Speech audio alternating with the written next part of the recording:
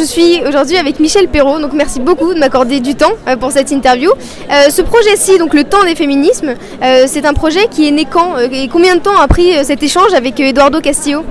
Au printemps 2020, c'est une initiative d'Eduardo Castillo, qui est un de mes anciens étudiants, il y a assez longtemps déjà, et c'est lui qui a pris l'initiative de cela, dans un désir de communiquer, de vulgariser, c'est peut-être un mot un peu ça, parler à un plus large public du féminisme et de ce que nous vivons aujourd'hui et le replacer dans le temps.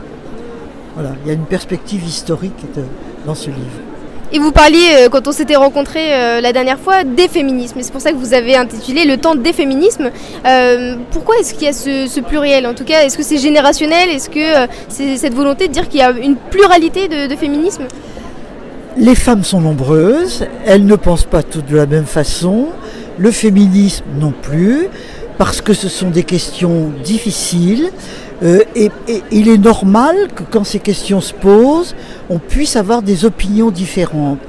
Après, on discute, et puis après, on voit. Et peut-être qu'à certains moments, il faut s'unir pour porter un certain nombre de revendications. Mais il faut admettre qu'il peut y avoir plusieurs positions, d'où le pluriel, le temps des féminismes. Et est-ce que vous pensez que le féminisme d'aujourd'hui est vraiment différent de ce qu'il y avait avant, ou est-ce que c'est dans une continuité, une évolution? Les deux. À la fois c'est différent, et on aborde aujourd'hui des problèmes qu'on n'abordait pas autrefois.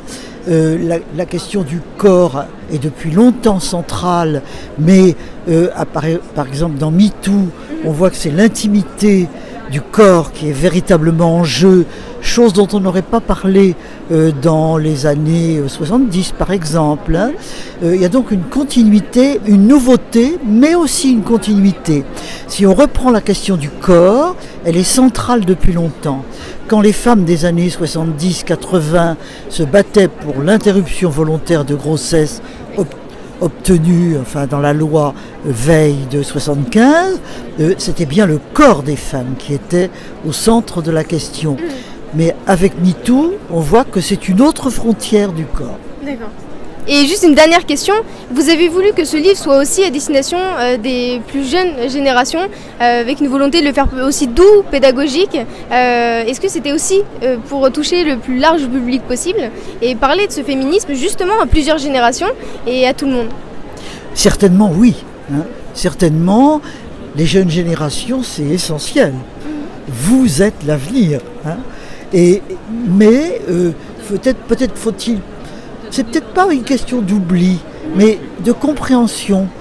L'histoire, ça permet de comprendre des choses. Donc le désir justement de montrer que le féminisme, c'est pas quelque chose d'éphémère, c'est quelque chose de profond. Et par conséquent, en parler, transmettre, ça me paraît essentiel. En tout cas, merci beaucoup à Michel Perrault de m'avoir accordé du temps pour cette interview. J'étais très heureuse de vous rencontrer encore une fois. Merci beaucoup. Merci à vous surtout de poser des questions. Merci beaucoup.